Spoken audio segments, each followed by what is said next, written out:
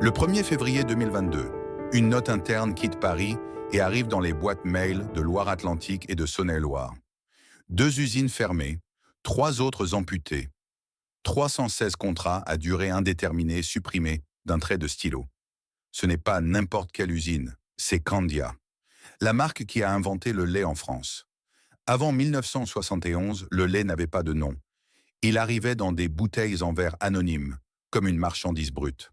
Candia a tout changé.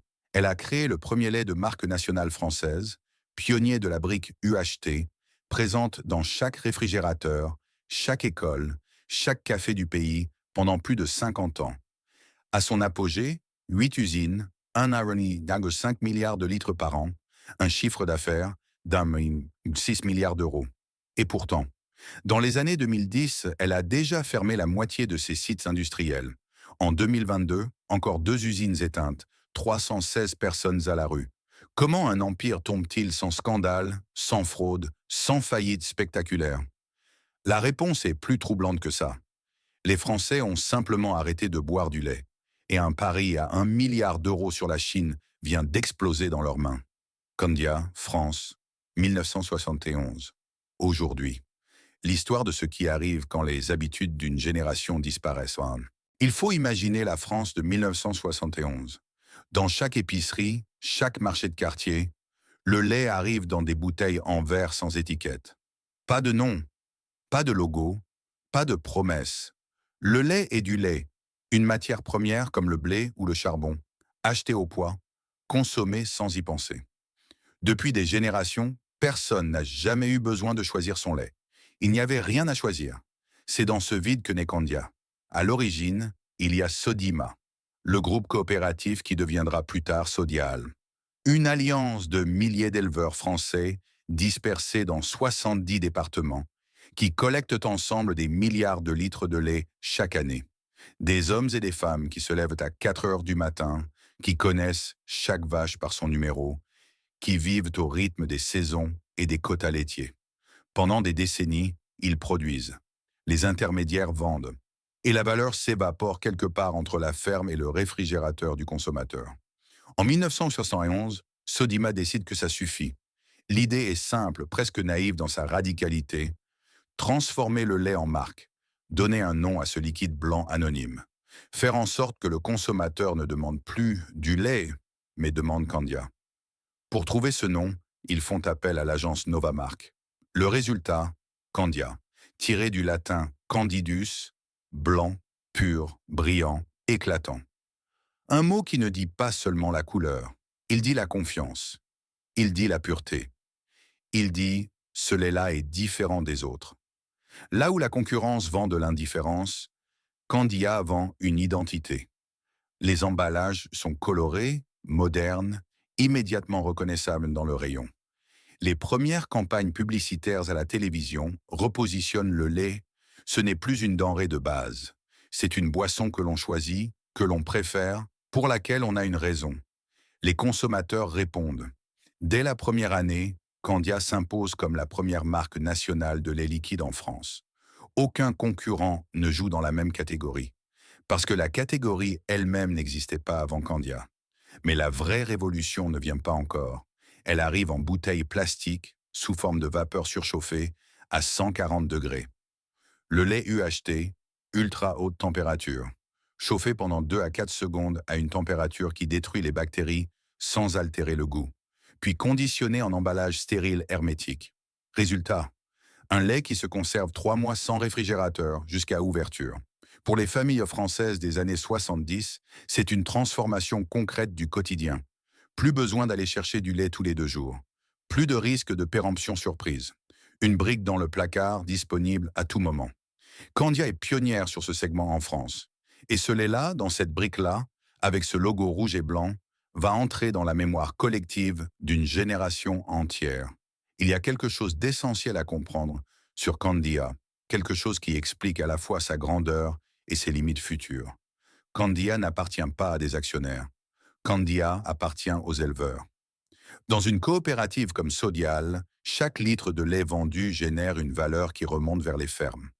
Les décisions stratégiques ne se prennent pas dans un conseil d'administration dominé par des fonds d'investissement. Elles se prennent en assemblée avec des milliers de membres qui ont chacun leur voix, leurs intérêts, leur territoire à défendre. C'est un modèle profondément humain. C'est un modèle qui protège les plus vulnérables, les petits éleveurs, les régions rurales, les exploitations familiales transmises de père en fils depuis 3 générations. Mais c'est aussi un modèle où chaque décision difficile prend du temps. Beaucoup de temps. En 1971, ce n'est pas encore un problème. Le marché est en croissance. Les innovations de Candia séduisent. Les éleveurs voient leur lait valorisé comme jamais auparavant. L'avenir semble aussi blanc que le produit qu'ils fabriquent.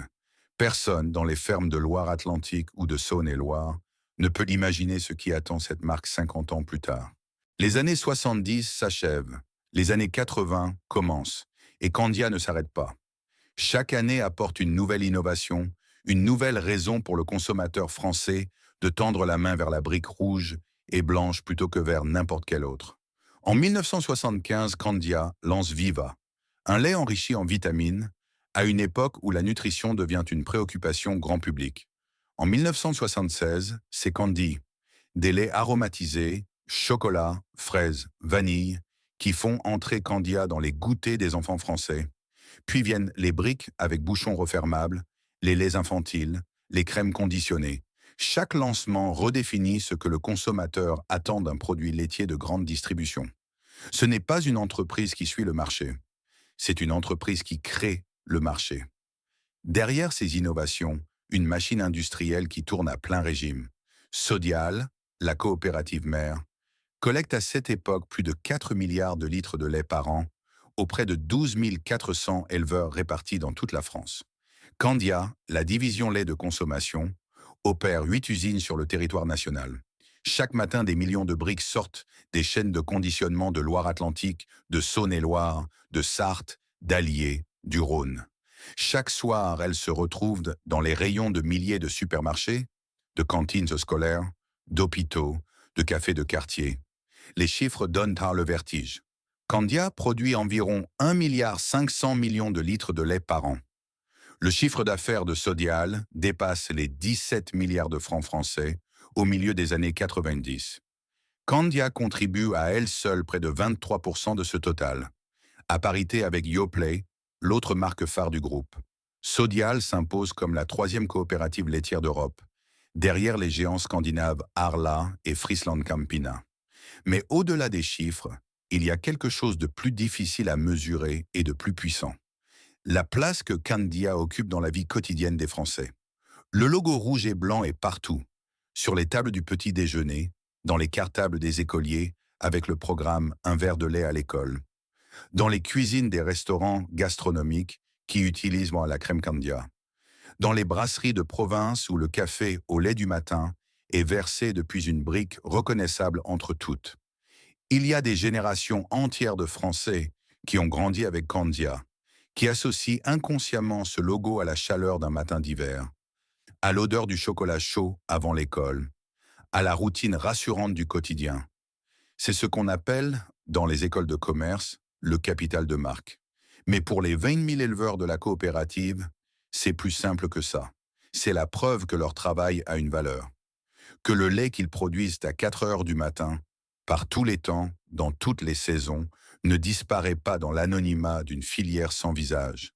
Il a un nom, il a un logo, il a une histoire. Sodial, grisé par cette réussite, ne reste pas immobile. Le groupe regarde au-delà des frontières françaises. Des accords commerciaux sont signés en Tunisie, en Espagne, dans plusieurs pays d'Afrique du Nord. Candia commence à exporter son modèle, la marque nationale de lait, adaptée à d'autres marchés. L'ambition est claire, devenir un acteur laitier mondial, pas seulement un champion hexagonal. Et pourtant, sous la surface brillante de cet empire blanc, une fissure invisible commence à se former. Pas dans les usines, pas dans les bilans comptables, pas encore.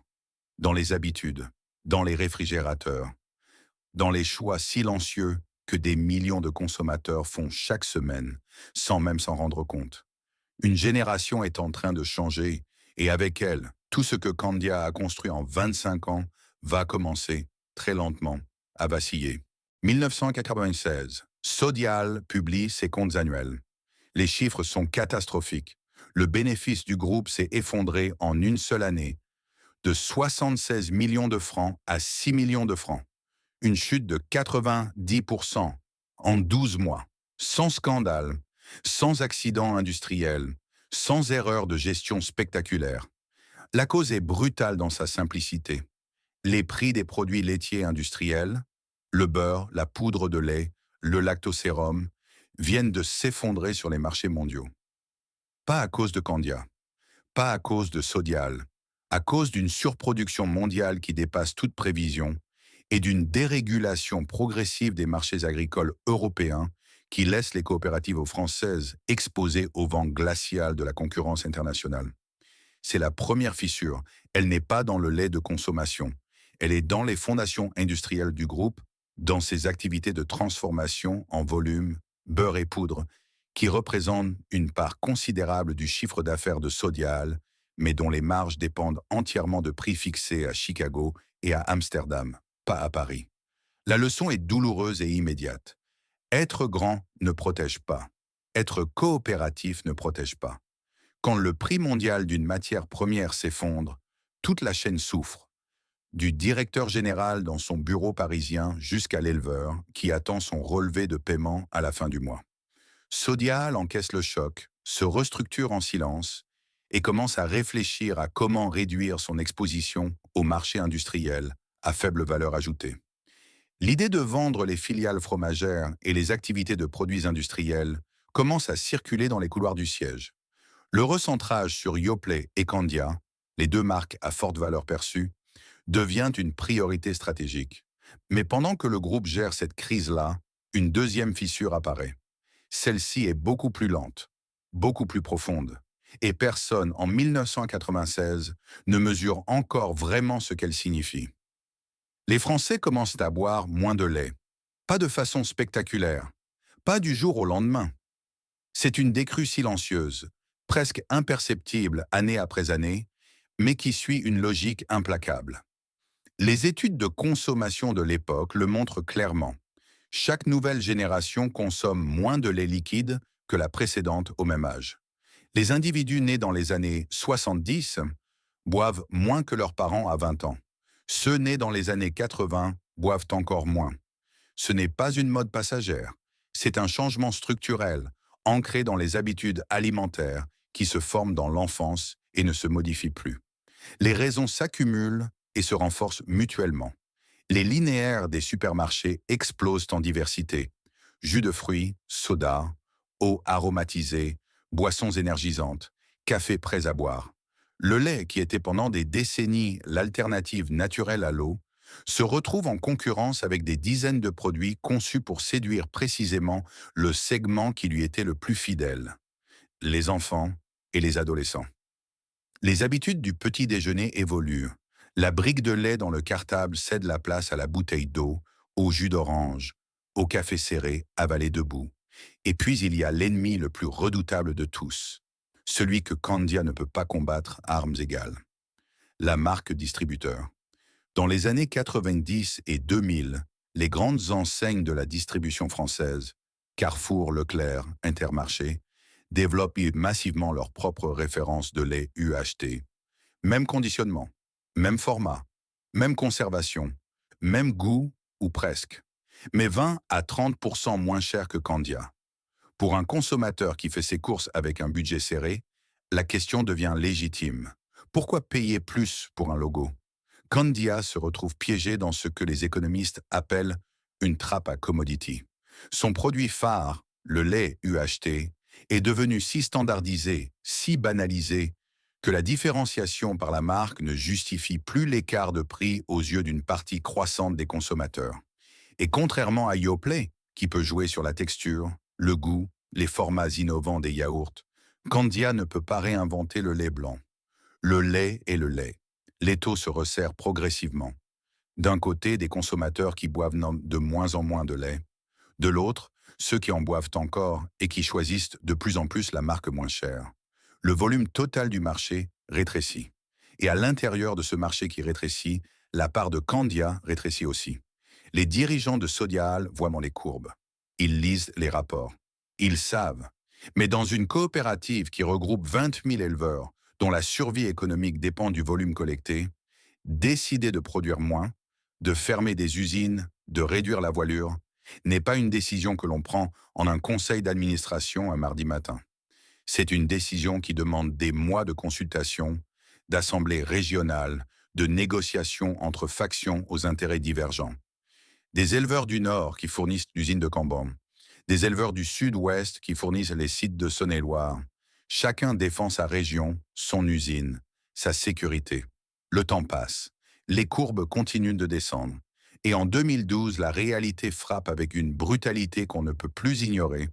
Candia enregistre une perte opérationnelle de 26 millions d'euros sur un chiffre d'affaires d'1,2 milliard. C'est la première fois que les chiffres rouges atteignent cette ampleur et sont rendus publics. Maxime Vandoni, directeur général de Candia, choisit les mots avec soin, mais ne peut pas édulcorer la réalité. Il faut restructurer pour survivre face à la concurrence allemande et face à Lactalis sur le marché français. Deux fissures, deux logiques différentes, deux temporalités différentes. La première, l'effondrement des prix industriels en 1996, est violente, soudaine, visible. On peut la gérer, on peut s'adapter. La seconde, le désengagement progressif des Français vis-à-vis du lait, est lente, sourde, invisible. On ne peut pas s'adapter à ce qu'on refuse de voir comme permanent. Et c'est précisément cette deuxième fissure qui va, année après année, saper les fondations de l'Empire blanc. Novembre 2012, les représentants syndicaux de Candia sont convoqués à une réunion du comité central d'entreprise. Ce matin-là, la direction présente un document de plusieurs dizaines de pages, un plan de réorganisation industrielle et logistique, des graphiques, des projections, des chiffres. 3 usines vont fermer, Saint-Yor dans l'Allier, Villefranche-sur-Saône dans le Rhône, le Lude dans la Sarthe, les 2 premières d'ici fin 2013, la 3e d'ici mi-2014. Candia passera de 8 usines à 5. 313 postes seront supprimés, 20% de l'ensemble des effectifs du groupe en un seul plan. Dans la salle, la surprise domine. Rick Deraev, délégué syndical central FO, ne cache pas sa stupéfaction. Il savait le secteur en difficulté, il s'attendait à une restructuration, mais pas de cette ampleur, et surtout pas sur ces sites-là. Parce qu'il y a quelque chose que personne ne comprend vraiment ce matin-là. Quelque chose qui ressemble à une contradiction flagrante, presque à une faute de gestion. Candia avait racheté les usines de Villefranche-sur-Saône et de Saint-Yor seulement 2 ans auparavant. 2 sites qui fonctionnaient là. 2 acquisitions présentées comme stratégiques. Et maintenant, on les ferme. Comment expliquer ça? La réponse est dans les chiffres que la direction a sous les yeux depuis des mois. Les 2 sites rachetés avaient des capacités trop faibles pour être rentables dans un marché en contraction. Villefranche ne peut traiter que 15 millions de litres par an. Saint-Yor, 80 millions. Dans la nouvelle logique industrielle que Candia veut imposer, chaque usine doit pouvoir produire au minimum 400 millions de litres par an à l'horizon 2015. Les petits sites ne peuvent pas survivre à cette concentration. L'objectif est de massifier la production sur les 5 usines restantes pour réduire les coûts unitaires et rester compétitif face aux producteurs allemands qui opèrent déjà à cette échelle. Maxime Vandoni, directeur général de Candia, est direct devant les caméras. Cette restructuration est nécessaire pour lutter contre la concurrence allemande et contre Lactalis en France. Pas de circonvolution, pas de langue de bois. Le marché du lait UHT est devenu une guerre de coûts et Candia est en train de la perdre avec son outil industriel fragmenté. La direction s'engage à proposer à chaque salarié concerné une offre de reclassement au sein des autres sites du groupe. Elle annonce également la création de 75 nouveaux postes dans les usines qui absorbent sur la production et un investissement de 60 millions d'euros pour moderniser l'outil industriel restant. Ces annonces adoucissent à peine le choc dans les 3 bassins d'emploi touchés. À Saint-Yor, petite commune thermale de l'Allier de moins de 3000 habitants, la fermeture de l'usine Candia représente une saignée économique que le tissu local ne peut pas absorber facilement. À Le Lude, dans la Sarthe, C'est la même réalité. Une ville moyenne, dont l'économie locale perd d'un coup son employeur industriel principal. Ces territoires n'ont pas choisi d'être exposés à la guerre des prix entre la grande distribution française et les coopératives laitières allemandes. Ils en paient le prix.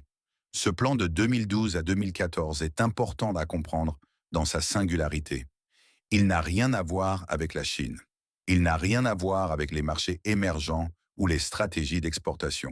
Il est la conséquence directe et exclusive de deux phénomènes internes au marché français. La baisse de la consommation de lait liquide d'un côté, la pression des marques distributeurs et de la concurrence européenne de l'autre.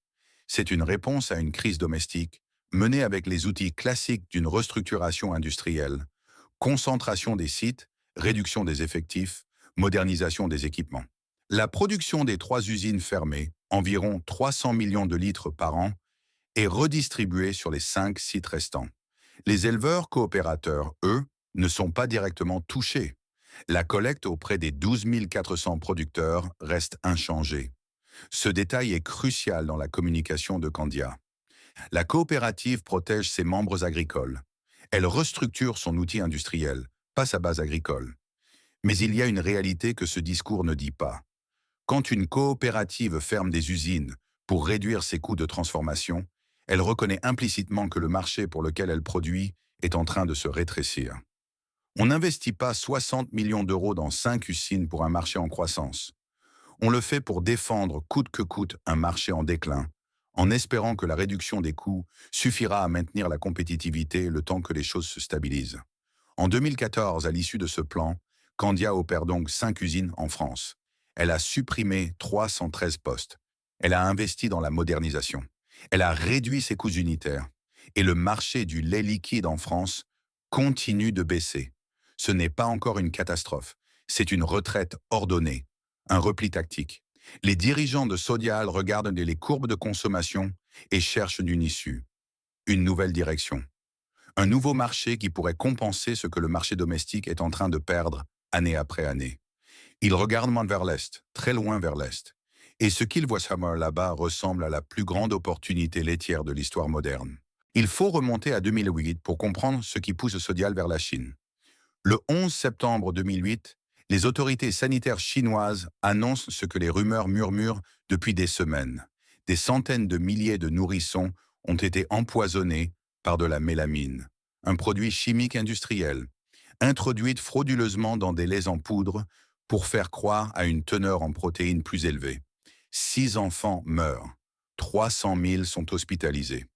Le scandale éclabousse 22 marques chinoises différentes. Le groupe Sanlu, l'un des plus grands producteurs de lait en poudre du pays, est acculé à la faillite.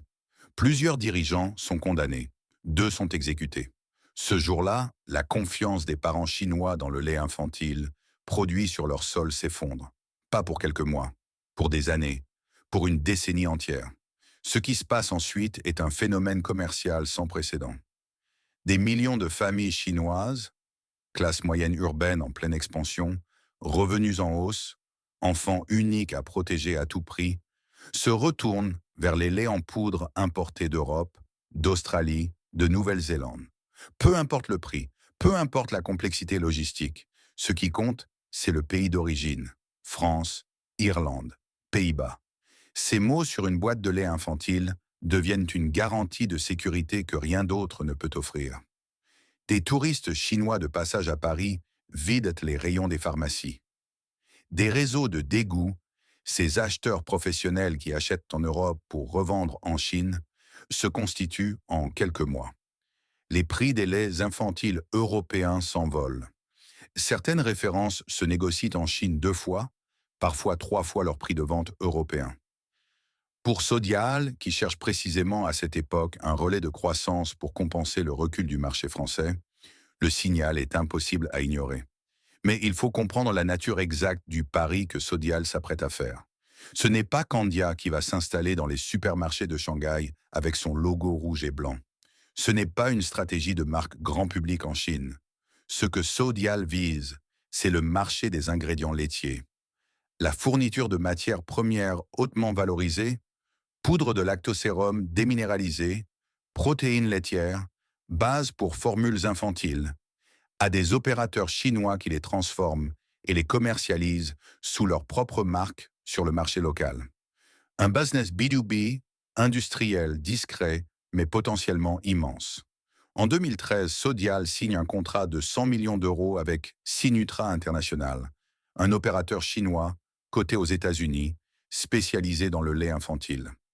L'accord prévoit la construction d'une usine commune en France sur le sol breton pour produire du lait en poudre et des ingrédients destinés au marché chinois.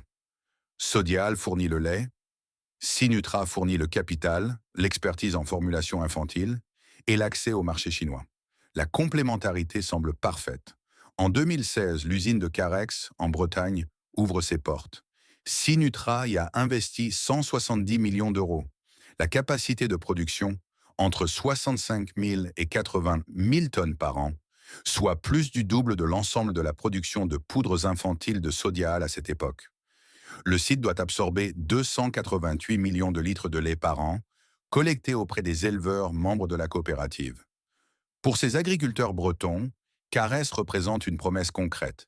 Leur litre de lait, valorisé non plus comme une commodity à prix bas sur le marché européen, mais comme une matière première premium destinée à des parents chinois prêts à payer le prix fort pour la sécurité de leurs enfants.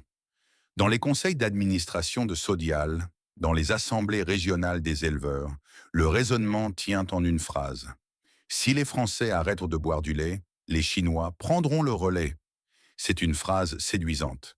Elle a la logique des grandes cartes mondiales qu'on déroule lors des présentations stratégiques. Un marché qui décline ici, compensé par un marché qui explose là-bas. 1,4 milliard de consommateurs potentiels. Une classe moyenne qui se constitue à une vitesse vertigineuse. Une demande structurelle pour les produits laitiers européens, portée par une méfiance durable envers les producteurs locaux. Tout semble s'aligner. Mais sous la surface de ce scénario optimiste, trois réalités sont en train d'évoluer en Chine que personne à Caresse, ni à Paris, ni dans les fermes bretonnes qui livrent leur lait chaque matin, ne voit venir avec la clarté nécessaire. La première, le gouvernement chinois est en train de reconstruire méthodiquement la confiance dans ses propres producteurs laitiers nationaux, avec des normes renforcées, des contrôles accrus et une politique active de soutien aux champions domestiques. La deuxième, la génération de parents traumatisés par le scandale de 2008 est en train de vieillir. Leurs enfants grandissent, et la génération suivante de jeunes parents chinois, nés avec l'Internet et les réseaux sociaux, développe une relation plus nuancée avec les marques étrangères, pas nécessairement plus favorable.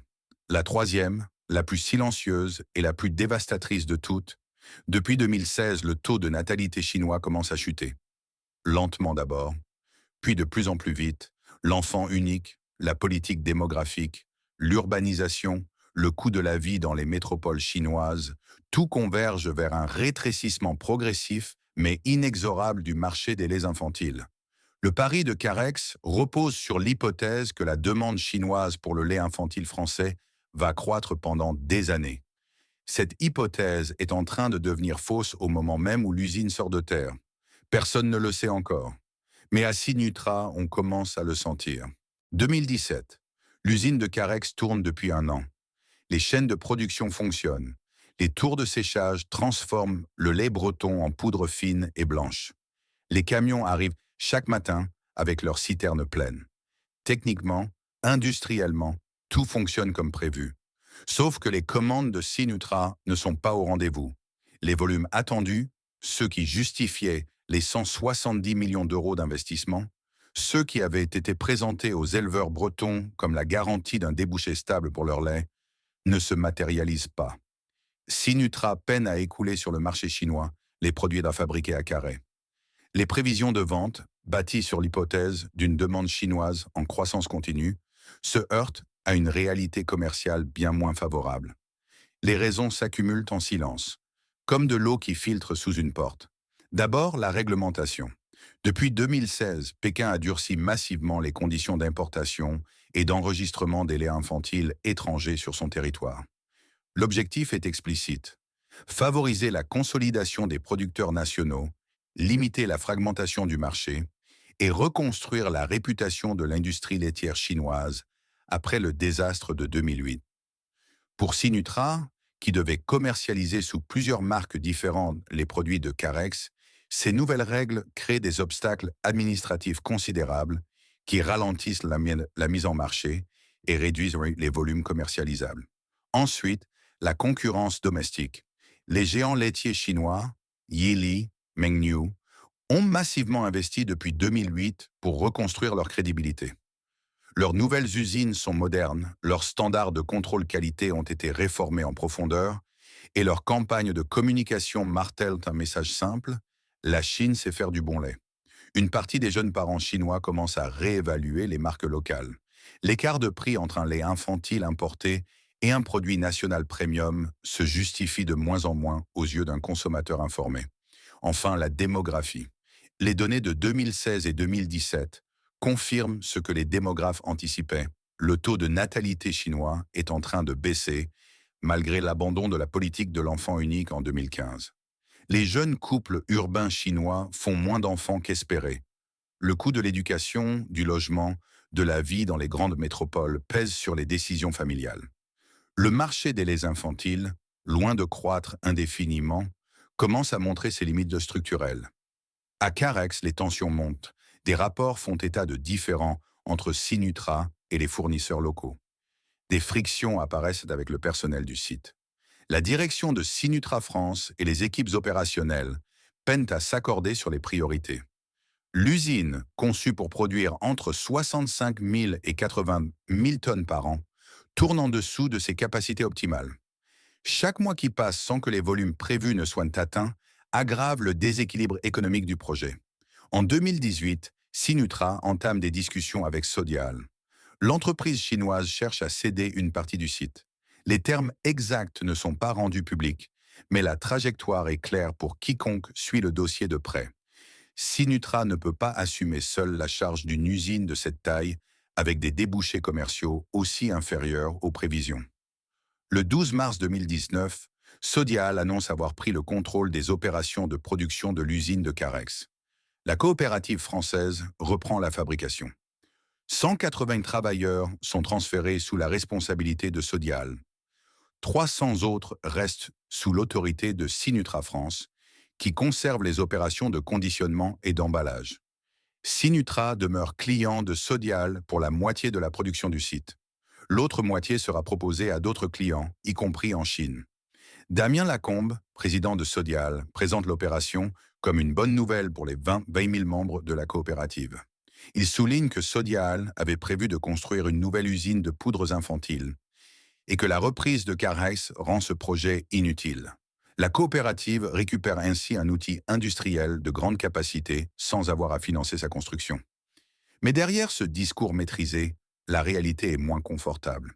Sodial hérite d'une usine surdimensionnée, dont la capacité théorique de production dépasse largement ce que le marché mondial des ingrédients laitiers infantiles peut absorber dans un contexte de demande chinoise en recul. La coopérative va devoir trouver de nouveaux clients pour remplir ses tours de séchage. Des clients qui n'existent pas encore, sur des marchés qui ne sont pas encore identifiés, à des prix qui ne sont pas encore négociés. Et pendant que Sodial gère cette reprise compliquée en Bretagne, le marché du lait liquide en France continue de se contracter. Les 5 usines Candia qui ont survécu à la restructuration de 2012-2014 fonctionnent dans un marché qui perd des volumes chaque année. Les marques distributeurs continuent de grignoter des parts de marché. La guerre des prix dans les rayons des supermarchés ne faiblit pas. Les 2 gonds qui maintiennent l'édifice Sodial sont en train de lâcher simultanément. Le lait liquide domestique saigne lentement depuis 20 ans. Le lait infantile export vient d'exploser dans les mains de ceux qui y avaient placé leurs espoirs. C'est dans ce contexte, 2 fronts ouverts, 2 sources de pertes, 0 relais de croissance visible, que les dirigeants de Sodial préparent ce qui va devenir, début 2022, l'annonce la plus douloureuse de l'histoire de Candia. Ils n'ont plus le choix. Mais pour les hommes et les femmes qui travaillent à Cambonne, à Saint-Martin-Belle-Roche, à Malestroit, à Bénestroff, à Montauban de Bretagne, ceux dont les noms ne figurent dans aucun rapport stratégique, ceux dont les vies ne rentrent dans aucune case d'un tableau Excel, le choix de la direction va changer tout. Le 1er février 2022, à 8 heures du matin, Les représentants du personnel de Sodial reçoivent la convocation pour une réunion extraordinaire du comité central d'entreprise. Le sujet n'est pas précisé dans la convocation. Mais dans les couloirs, dans les vestiaires, dans les salles de pause des usines concernées, quelque chose circule depuis des semaines. Une inquiétude diffuse, sans forme précise, comme l'odeur d'un orage qui approche sans qu'on puisse encore voir les nuages. À 15 heures, la direction présente son plan. 2 fermetures complètes. La laiterie de Cambon, en Loire-Atlantique, 161 postes supprimés. Le site de Saint-Martin-Belle-Roche, en Saône-et-Loire, qui produit des ingrédients pour le lait infantile sous l'entité Eurosérum, 119 employés concernés.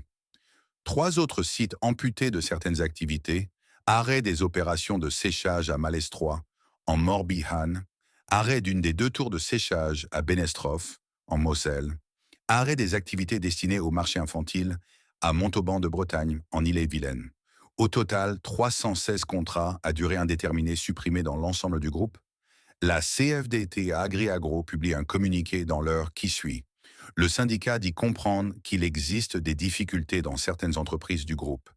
Mais il déplore que la direction fasse le choix de fermer des outils industriels avec des conséquences dramatiques pour des salariés qui, pour certains, perdront leur emploi.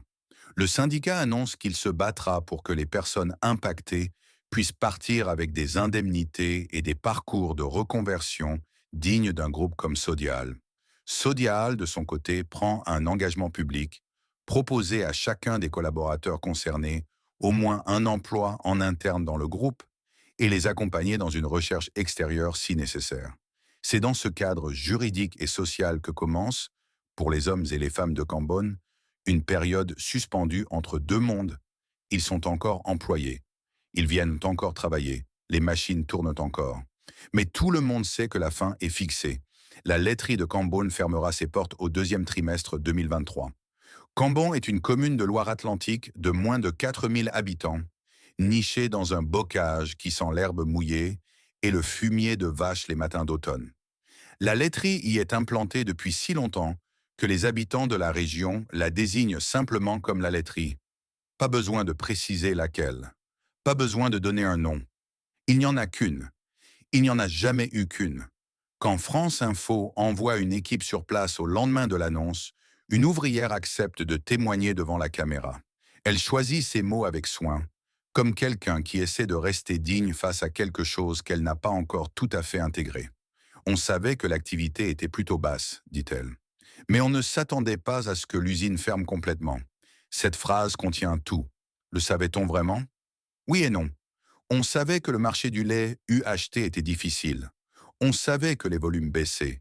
Mais entre savoir que les affaires vont mal et recevoir une convocation qui vous annonce que dans 15 mois votre lieu de travail n'existera plus, il y a un gouffre que la raison ne peut pas entièrement anticiper. À Cambon, les 161 salariés concernés ont des profils très différents.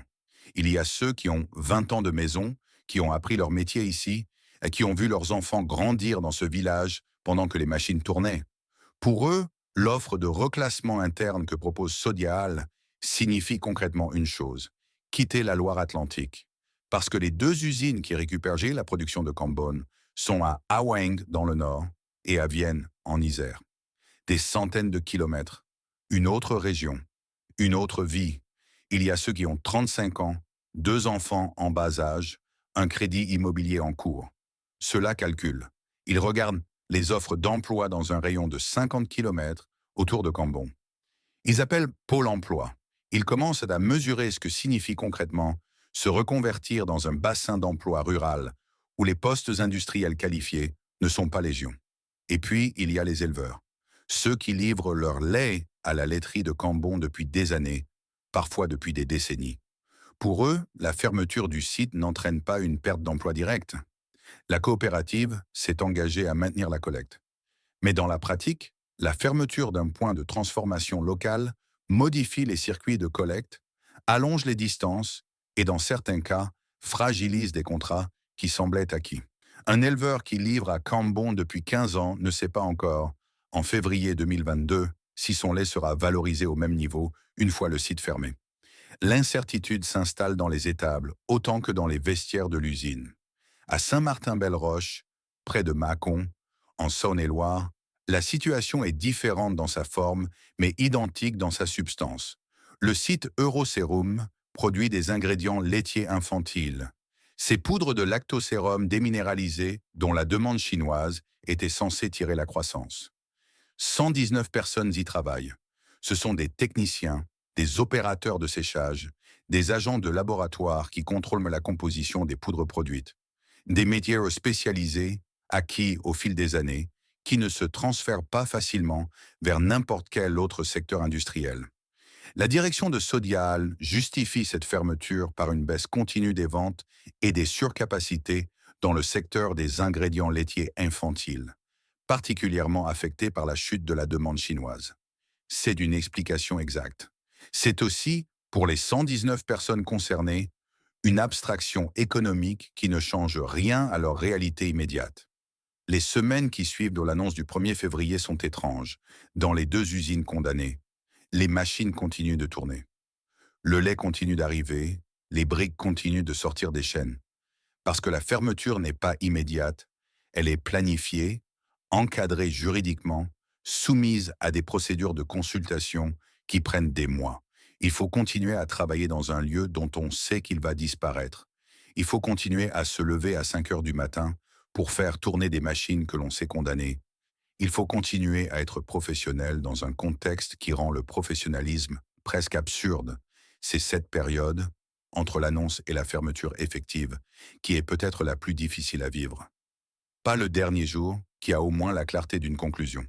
Mais les mois d'entre-deux, où l'on est encore là sans vraiment y être, où l'on continue à faire semblant que les gestes du quotidien ont encore le même sens qu'avant. Le dernier jour de la laiterie de Cambonne arrive au printemps 2023. Les dernières briques de lait Candia sortent de la chaîne de conditionnement. Les machines s'arrêtent, les lumières s'éteignent. Le logo rouge et blanc est toujours là, sur les murs, sur les camions garés dans la cour. Mais personne ne reviendra lundi matin pour le regarder. Dans les supermarchés de Loire-Atlantique, de Saône-et-Loire, de toute la France, les briques Candia sont toujours sur les rayons. Le consommateur qui tend la main vers cette brique rouge et blanche ne sait pas que l'usine qui l'a fabriquée n'existe plus. Il ne sait pas que la personne qui a conditionné cette brique cherche peut-être du travail depuis 6 mois. Il ne sait pas que l'éleveur qui a fourni le lait essaie de comprendre ce que vaut maintenant son contrat avec la coopérative. Il voit juste un lait. Comme toujours. Pour comprendre ce qui est arrivé à Candia, il faut résister à la tentation du récit simple. La tentation de chercher un coupable unique, un dirigeant incompétent, une décision catastrophique. Un moment précis où tout a basculé. La réalité est plus complexe et d'une certaine façon plus troublante, parce qu'elle ne désigne personne en particulier. Ce qui a brisé Candia, ce sont 3 forces structurelles qui ont agi simultanément, chacune suffisamment puissante pour fragiliser une entreprise, et dont la convergence a rendu la situation pratiquement intenable. 3 mâchoires qui se sont refermées en même temps. La première mâchoire est la plus lente, la plus profonde et la plus difficile à combattre parce qu'elle est invisible à l'échelle d'une année fiscale. Les Français boivent moins de lait, pas marginalement moins, structurellement moins, générationnellement moins. Les études de consommation le documentent depuis les années 90 avec une régularité métronomique. Chaque cohorte générationnelle consomme moins de lait liquide que la précédente au même âge de la vie. Ce n'est pas une question de prix, ce n'est pas une question de qualité, c'est une question d'habitude qui se forme dans l'enfance et qui ne se réforme plus à l'âge adulte. Un enfant qui a grandi dans les années 90 avec des jus de fruits, des sodas et des smoothies ne développe pas, à 30 ans, le réflexe d'aller chercher une brique de lait dans son réfrigérateur. Ce réflexe-là, c'est celui de ses parents, pas le sien. France Info, en couvrant la fermeture de Cambon, cite explicitement cette réalité. La consommation de lait des Français est en recul depuis plus de 20 ans. 20 ans. Ce n'est pas une tendance conjoncturelle liée à une récession ou à une crise de confiance passagère. C'est un mouvement de fond démographique qui traverse les cycles économiques, les campagnes publicitaires, les reformulations produits et les efforts de communication. Candia a essayé de le contrer avec des laits enrichis, des laits régionaux, des laits premium. Elle n'a pas pu l'inverser. Parce qu'on n'inverse pas en 20 ans ce que 20 ans ont construit. Et ce phénomène français n'est pas français. Il est européen. Il est occidental. Le plus grand transformateur laitier des États-Unis, Dean Foods, dépose le bilan en novembre 2019 en invoquant exactement la même cause, une baisse continue et structurelle de la consommation de lait liquide, qui rend son modèle économique non viable malgré tous ses efforts de rationalisation. Des milliers de kilomètres séparent Camden de Dallas, Texas. La même réalité les réunit. La deuxième mâchoire est la trappe à commodity. Le lait UHT est, par nature, un produit difficile à différencier. Une fois que la technologie de pasteurisation à ultra haute température est devenue standard et accessible à tous les producteurs, l'avantage concurrentiel de Candia sur ce segment s'est mécaniquement érodé. Ce que Candia faisait, n'importe quelle coopérative allemande ou n'importe quelle enseigne de grande distribution pouvait le faire aussi bien, pour moins cher. Les marques distributeurs ont compris cela avant tout le monde. Carrefour, Leclerc, Intermarché, elles n'ont pas attaqué Candia frontalement sur le terrain de la qualité ou de l'innovation. Elles ont simplement proposé le même produit fonctionnel, dans un emballage moins élaboré, à un prix inférieur de 20 à 30%. Et dans un contexte de pouvoir d'achat sous pression, des millions de consommateurs ont fait le calcul. Candia s'est retrouvé dans une position inconfortable entre deux extrêmes. D'un côté, les marques distributeurs moins chères. De l'autre, les laits premium artisanaux, plus différenciés. Au milieu, Candia, ni assez bas de gamme pour concurrencer sur le prix, ni assez haut de gamme pour justifier un écart de prix significatif. C'est ce que Maxime Vandoni, directeur général de Candia, reconnaissait implicitement en 2012 quand il parlait de la nécessité de lutter contre la concurrence allemande et contre Lactalis. Ce n'était pas seulement une question d'efficacité industrielle, c'était une question de positionnement stratégique dans un marché où la marque seule ne suffisait plus à créer de la valeur. La troisième mâchoire est la plus paradoxale, parce qu'elle est constitutive de l'identité même de Candia. C'est le modèle coopératif. Sodial est une coopérative de 22 000 éleveurs. Sa raison d'être n'est pas de maximiser le retour sur investissement d'actionnaires institutionnels. Sa raison d'être est de valoriser le lait de ses membres et de contribuer à la pérennité de l'agriculture laitière française. C'est un modèle fondamentalement différent de celui d'un groupe privé comme Lactalis ou d'un conglomérat coté en bourse comme Danone.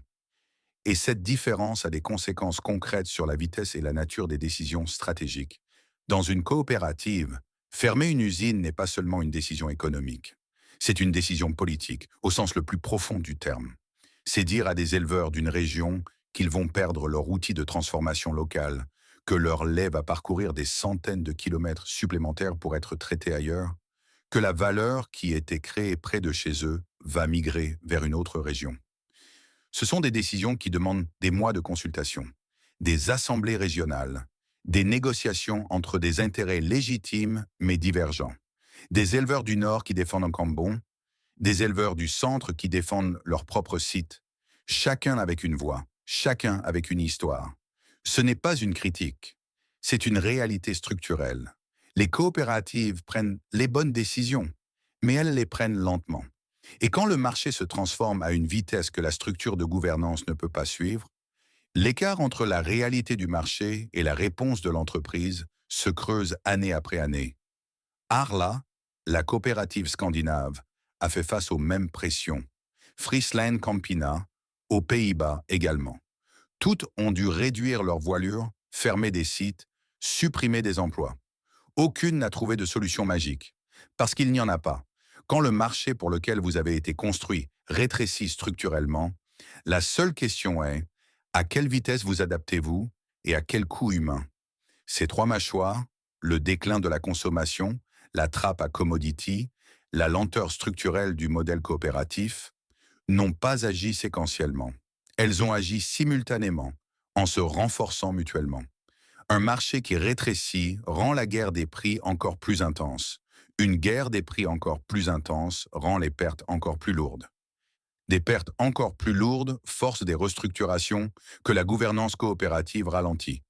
Et pendant que la restructuration se met laborieusement en place, le marché rétrécit encore un peu plus. C'est un cercle, pas vicieux au sens moral du terme. Personne n'a cherché à nuire, personne n'a failli à ses responsabilités de façon délibérée. mais vicieux au sens mécanique. Un engrenage dont chaque dent entraîne la suivante et dont on ne peut sortir qu'en cassant quelque chose. En 2022, Sodial a choisi quoi casser? 316 contrats à durée indéterminée. Le 1er février 2022, au moment même où Sodial annonce la fermeture de Cambon et de Saint-Martin-Belle-Roche, la coopérative publie un second document, moins médiatisé, moins douloureux dans sa forme, mais tout aussi important pour comprendre ce que Sodial pense être son avenir. Un plan d'investissement de 600 millions d'euros sur 5 ans, de 2022 à 2027. La logique est présentée clairement. Sodial ne recule pas. Sodial se repositionne. La coopérative ferme ce qui perd de l'argent pour investir dans ce qui peut en gagner. Elle abandonne les segments où elle ne peut pas gagner. Le lait UHT bas de gamme, les ingrédients infantiles en volume pour un marché chinois en contraction, pour concentrer ses forces sur les segments où la différenciation est possible et où les marges sont défendables. 450 millions d'euros vont vers les fromages, les laits premium, le beurre, la crème et les produits frais. C'est la part du plan consacré à la montée en gamme, accélérée par la reprise en main complète de Yoplait en Europe après le rachat de la part de General Mills. Sodial, qui était co-gestionnaire de Yoplait depuis des décennies aux côtés de l'Américain, est désormais seul aux commandes de la marque sur le territoire européen. C'est un atout considérable. Yoplait représente une marque à forte notoriété dans un segment yaourt où la différenciation par le goût, la texture et l'innovation restent possibles, contrairement au lait liquide. Les 150 millions restants sont alloués à la diversification et aux ingrédients laitiers haut de gamme, protéines laitières spécialisées, ingrédients pour la nutrition sportive, composants pour l'industrie agroalimentaire à valeur ajoutée, sortir du volume pour aller vers la spécialité, sortir de la commodity pour aller vers la formulation. Pour Candia spécifiquement, la stratégie de survie repose sur un pivot que les équipes marketing travailleraient depuis plusieurs années déjà. Le lait générique, la brique anonyme vendue au prix le plus bas possible. Candia abandonne progressivement ce terrain-là aux marques distributeurs. Elle n'a pas les coudes pour gagner cette guerre. Elle ne les aura jamais. Alors elle choisit de ne plus la combattre. À la place, Candia mise sur la désirabilité territoriale. Le lait de ma région, une gamme qui revendique l'origine géographique précise du lait, le nom du bassin de collecte, la proximité entre l'éleveur et le consommateur, cherche à redonner au lait une identité que la banalisation avait effacée. L'idée est simple. Si le consommateur ne peut pas voir la différence entre une brique Candia et une brique Leclerc dans un test à l'aveugle, peut-être peut-il ressentir une différence dans l'histoire qu'on lui raconte. Le terroir, la traçabilité, l'agriculteur derrière le produit. Candia mise également sur le beurre premium et les crèmes pour la restauration professionnelle, des segments où la marque a une légitimité historique et où la concurrence des marques distributeurs est structurellement moins agressive. Le beurre de micelle nature de Breton, récompensé d'une médaille d'or au concours général agricole du Salon de l'agriculture 2023, illustre cette ambition, sortir de l'indifférenciation par la qualité reconnaissable et la récompense institutionnelle. Les chiffres actuels de Candia dessinent le contour de ce que la marque est devenue après 2 décennies de restructuration.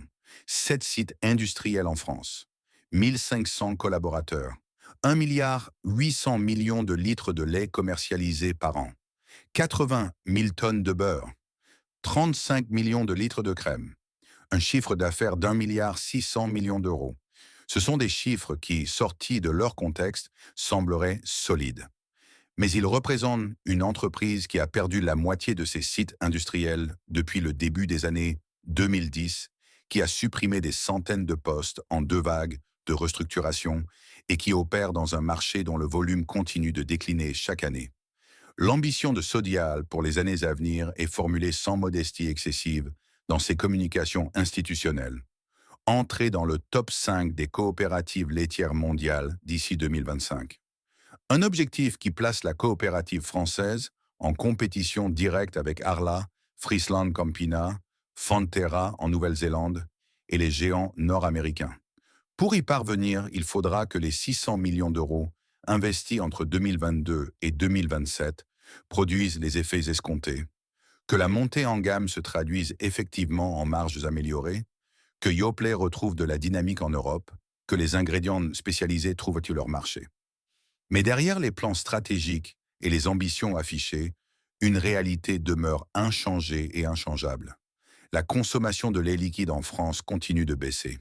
Pas précipitamment, pas de façon alarmante sur une année donnée, mais régulièrement, inexorablement, quelques dixièmes de pourcent de moins chaque année.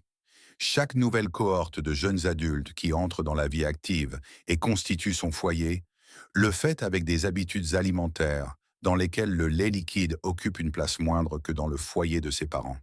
Aucune campagne de communication, aucune reformulation produit, aucun repositionnement premium ne peut modifier ce mouvement de fond.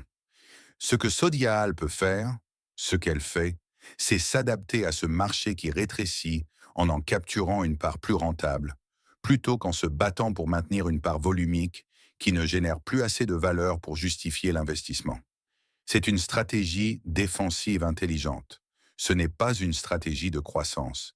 Et c'est peut-être, pour une coopérative dont la mission première est de valoriser le lait de ses éleveurs membres, la question la plus difficile à résoudre. Comment expliquer à un éleveur de 40 ans, dont le père et le grand-père ont livré leur lait à la même coopérative depuis 3 générations, que l'avenir de son lait ne passe plus par une brique de lait dans un réfrigérateur français, mais par une protéine spécialisée dans un complément alimentaire ou par un beurre premium dans une épicerie fine? La transition est possible, elle est en cours, mais elle demande du temps, des investissements et une confiance que les fermetures de 2022 ont entamée. À Cambon, l'usine est fermée. Le site attend une reconversion industrielle que les élus locaux appellent de leur vœu sans savoir encore ce qu'elle prendra comme forme. À Saint-Martin-Belle-Roche, même silence, même attente. Les territoires qui ont perdu leurs usines ne récupèrent pas automatiquement autre chose à la place.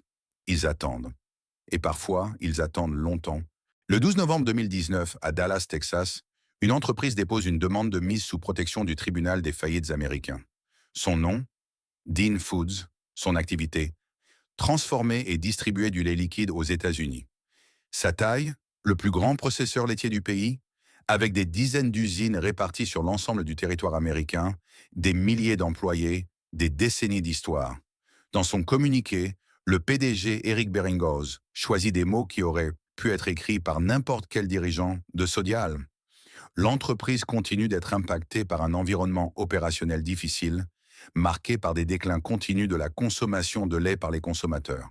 Pas de fraude, pas de scandale, pas de mauvaise gestion spectaculaire. Le marché a changé. Le modèle ne pouvait plus suivre. Entre Cambon, Loire-Atlantique et Dallas, Texas, il y a 6000 kilomètres, 2 océans, 2 langues, 2 systèmes économiques radicalement différents. Mais il y a la même courbe.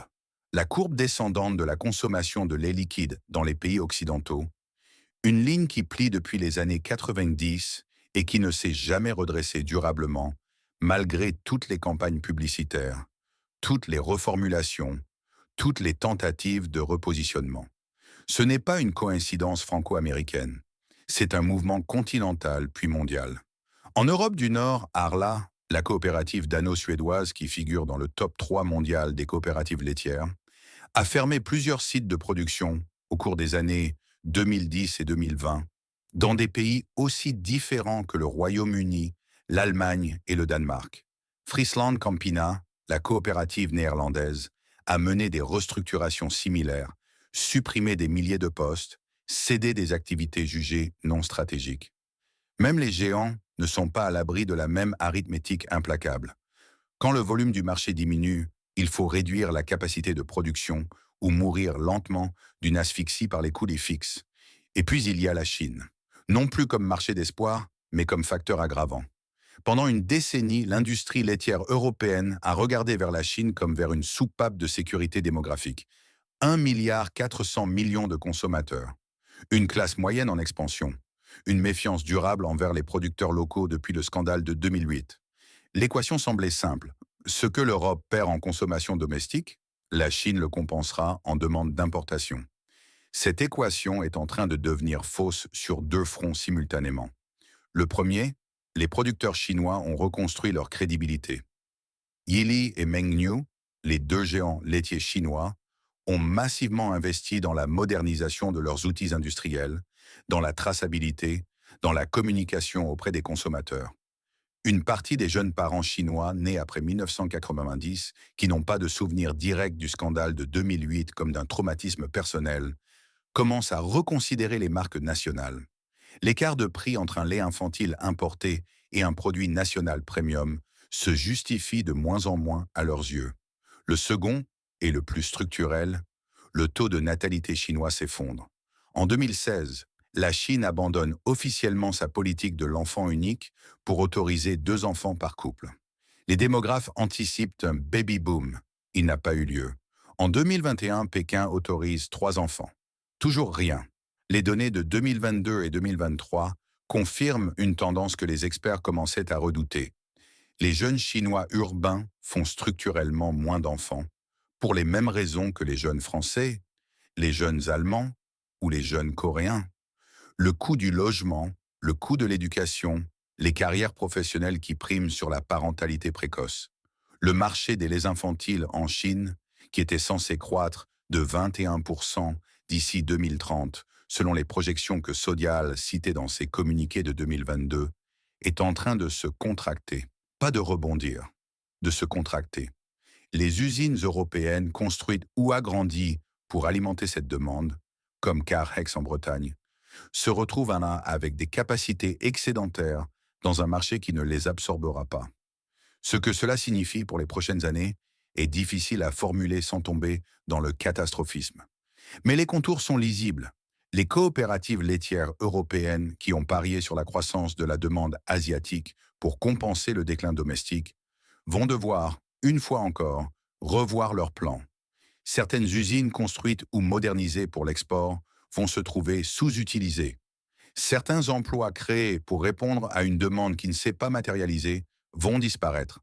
Certains éleveurs qui avaient augmenté leur volume de production en anticipation de débouchés à l'export vont se retrouver avec des surplus qu'ils ne savent pas où placer. Le domino ne s'est pas arrêté à Gambon. Il continue de tomber lentement, de site en site, de coopérative en coopérative, de continent en continent. Et pour les hommes et les femmes qui se lèvent à 4 heures du matin dans les fermes de Loire-Atlantique, de Saône-et-Loire, mais aussi de Morbihan, de Bretagne, de toutes les régions laitières de France et d'Europe, ceux dont le travail quotidien alimente cette industrie depuis des générations.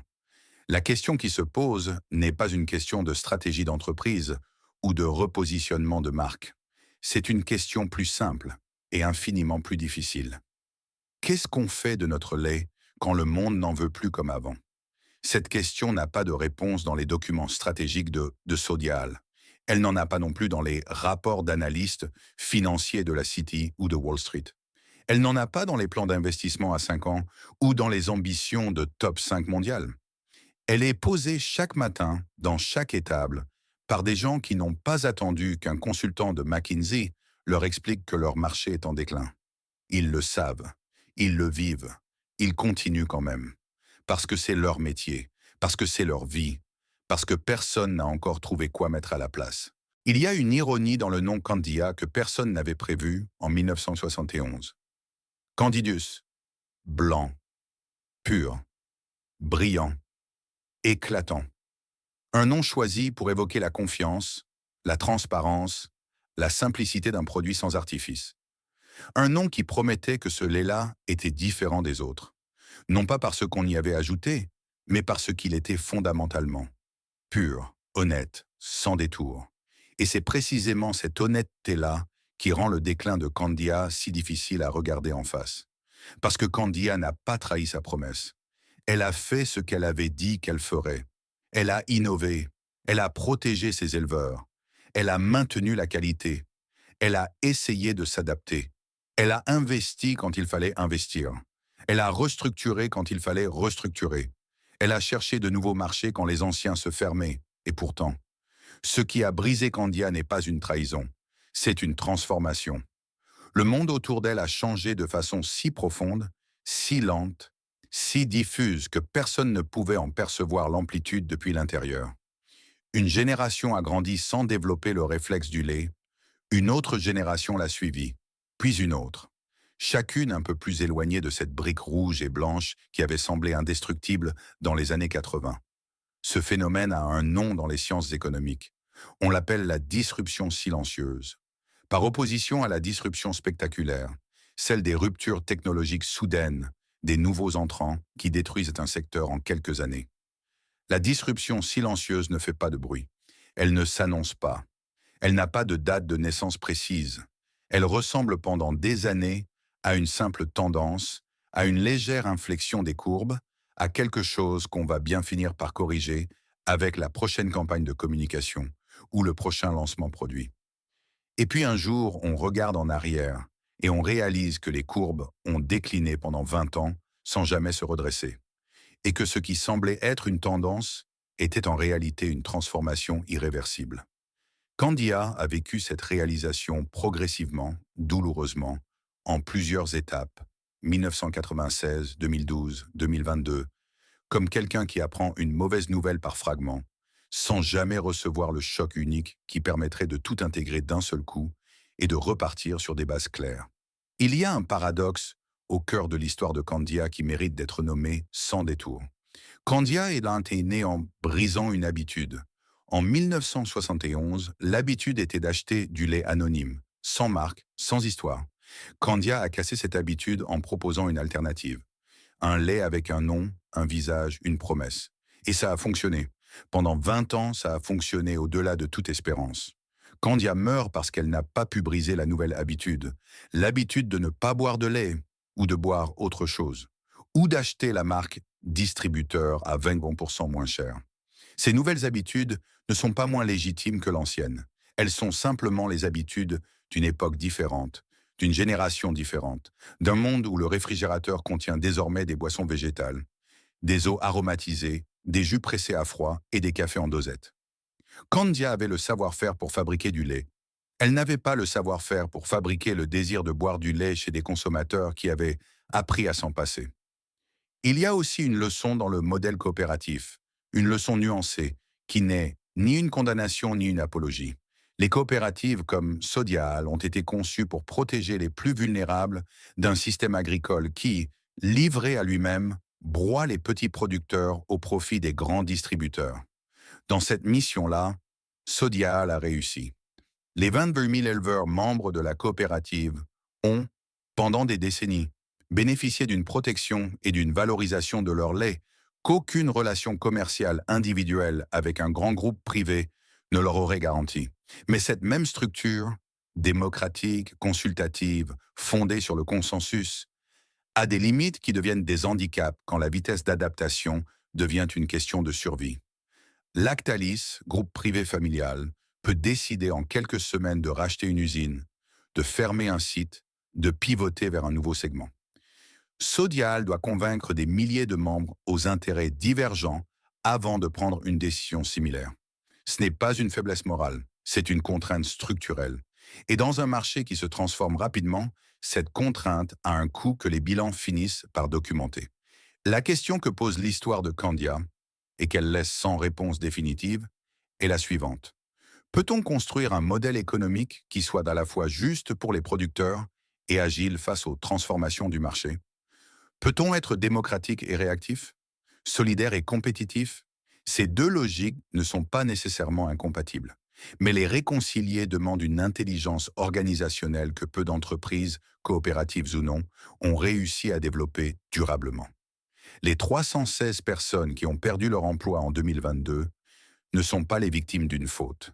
Elles sont les victimes d'une convergence, d'habitudes qui changent, de marchés qui rétrécissent, de paris qui échouent, de structures qui peinent à s'adapter. Ce n'est pas une consolation. Cela n'efface pas les crédits à rembourser, les enfants à nourrir, les projets de vie à reconstruire. Mais comprendre ce qui s'est passé, vraiment comprendre, sans chercher un coupable commode, est peut-être la seule façon d'éviter que ça se répète ailleurs, dans d'autres usines, dans d'autres régions, pour d'autres familles, parce que Cambon ne sera pas la dernière. Les courbes de consommation de lait continuent de descendre. Les taux de natalité continuent de baisser en Chine, en Corée, au Japon et bientôt dans d'autres économies émergentes. Les marques distributeurs continuent de grignoter les parts de marché des marques nationales dans tous les segments alimentaires standardisés. Et les coopératives laitières de toute l'Europe continuent de chercher chaque année comment valoriser un peu mieux un lait que le monde consomme un peu moins. En 1971, quelqu'un a eu l'idée de donner un nom blanc à quelque chose d'anonyme. Candidus. Et pendant 50 ans, ce nom a signifié quelque chose. Dans les réfrigérateurs, dans les cartables, dans les mémoires d'enfance de millions de Français. Aujourd'hui, le nom est toujours là, sur les rayons des supermarchés, sur les camions qui roulent sur les autoroutes françaises, sur les emballages de beurre et de crème que les boulangers utilisent chaque matin. Mais les usines de Cambon et de Saint-Martin-Belle-Roche sont silencieuses. Et quelque part entre ce nom qui reste et ces usines qui se taisent, il y a toute la distance entre ce qu'une époque peut construire et ce qu'une autre peut défaire. Sans mauvaise intention, sans violence déclarée, juste par la force tranquille et implacable du changement. Candidus, blanc, pur, éclatant, et fragile comme tout ce qui est blanc.